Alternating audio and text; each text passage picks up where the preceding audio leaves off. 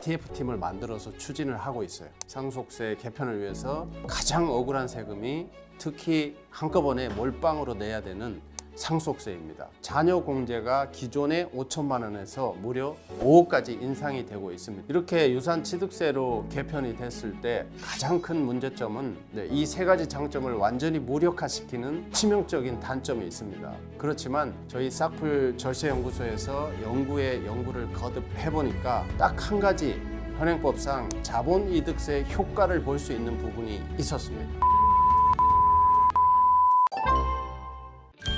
안녕하세요. 지식의 맛 구독자 여러분. 절세 기술 세테크 컨설팅 20년 외길을 걷고 있는 싹풀TV 세무법인 세르파 이승희 세무사라고 합니다.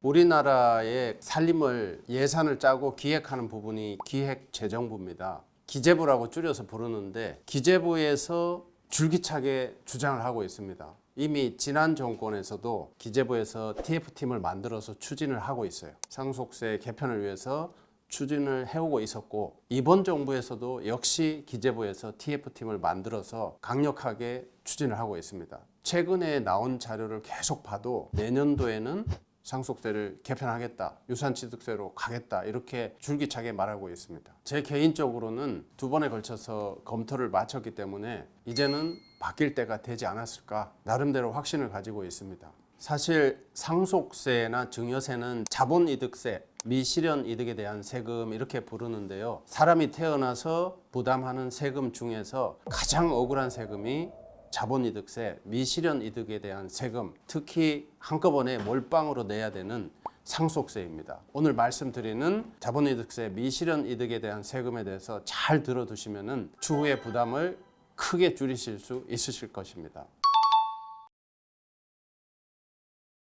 상속세 같은 경우는 일반적인 증여세하고 비슷한 개념입니다. 증여세는 살아있을 때 주는 거고, 상속세는 돌아가시면서 남아있는 재산을 한꺼번에 주는 그런 개념의 세금으로 성격은 둘 다 똑같습니다. 그렇기 때문에 세금 과세 과정을 보면은 마지막으로 한꺼번에 내는 상속세가 과거 10년치의 살아생전에 증여한 증여세를 다 합산을 해서 정산을 하는 구조입니다. 통합 증여세로 상속세를 부를 수가 있는 것입니다. 이번에 새로 개편이 될 것으로 예상이 되는 유산취득세는 세금을 내는 당사자, 납세자라고 하는데, 이 납세자가 완전히 정반대로 바뀌게 됩니다. 현행 유산세는 남겨진 재산 전체를 합산을 해서 썸을 해서 한 번에 세금을 냅니다. 그렇기 때문에 세금을 계산하는 기준이 돌아가신 부모님 기준입니다. 부모님 기준으로 모든 재산을 합산해서 세금을 계산하고 납부는 남아있는 유가족이 나눠서 낼 수 있는 그러한 제도입니다. 그런데 유산취득세로 바뀌면은 납세 주체, 세금을 내는 주체가 반대로 바뀝니다. 배우자와 자녀분들이 상속 재산을 안분해서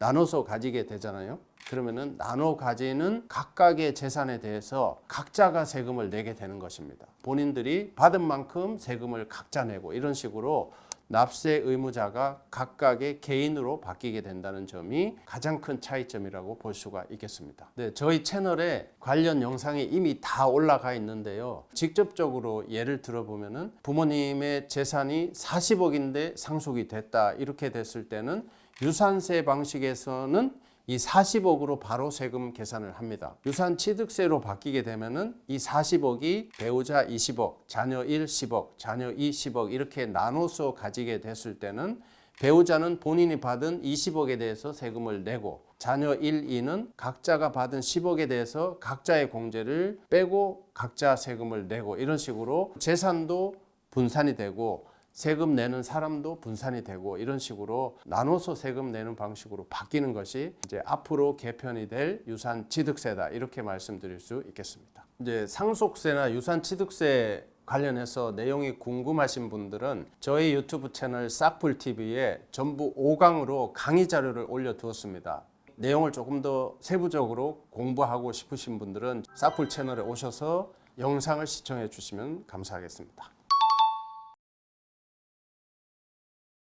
유산취득세로 바뀌었을 때 장점은 세 가지 정도로 예를 들어 볼 수가 있겠습니다. 첫 번째는 각자가 받은 만큼 세금을 내니까 조세 불편의 목소리가 줄어들 수 있다는 게 첫 번째 장점이고요. 두 번째는 이 재산을 부모님의 의지에 따라서 나눠줄 수가 있기 때문에 가족 간의 분쟁이나 다툼이 줄어들 수 있다는 점입니다. 현행 민법상 규정을 보면 유류분 제도라고 있어요. 부모님께 불효를 한 사람도 본인의 몫을 챙겨갈 수가 있기 때문에 지금까지 많은 사회 문제가 되고 있었던 것이 사실입니다. 세 번째는 유산취득세로 가면서 각각의 공제를 각자가 개별적으로 적용받을 수 있다는 점이고, 이번에 개편안의 내용을 보니까 자녀 공제가 기존의 5천만 원에서 무려 5억까지 인상이 되고 있습니다. 이런 점은 유산취득세가 도입되었을 때의 장점으로 꼽을 수가 있겠습니다.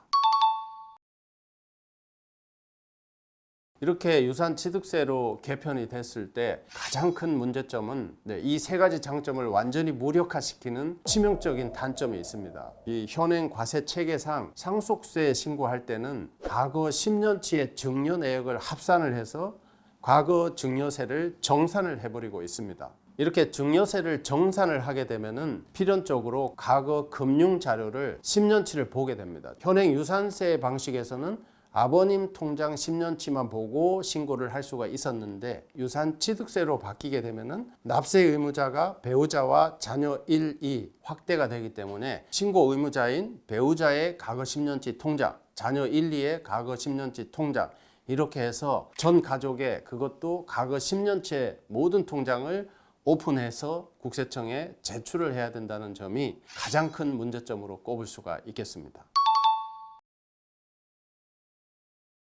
현행 상속세는 미실현 이득에 대한 세금이기 때문에 이 많은 분들이 이 증여세나 상속세에 대해서 굉장히 억울한 감정을 가지고 있습니다. 저처럼 절세 기술을 연구하는 세무사들에게 발길이 끊이지 않고 있습니다. 이 자본이득세를 회피하는 방법은 자본이득세, 즉 과세유예 제도가 도입되기 전에는 방법이 없다고 볼 수가 있습니다. 그렇지만 저희 싹풀 절세연구소에서 연구를 거듭해 보니까 딱 한 가지 현행법상 자본이득세 효과를 볼 수 있는 부분이 있었습니다. 부동산 현물출자 법인 전환, 이 방식입니다. 이 방식은 기본적으로 부동산 재산을 회사를 만들어서 주식의 재산으로 재산의 종류를 바꿔버리는 방식입니다. 그렇게 되면은 부동산을 가지고 계신 분들은 부동산 가격이 지속적으로 상승하기 때문에 자본이득세인 증여세나 상속세는 끊임없이 올라만 갑니다. 그렇지만 부동산 재산을 주식 재산으로 바꾸신 분들은 주식으로 재산을 평가해서 세금을 신고하고 납부할 수 있기 때문에 이 주식 가치 평가로 과세 표준을 어느 정도 조절을 할 수가 있게 되는 것입니다. 주식 평가는 기본적으로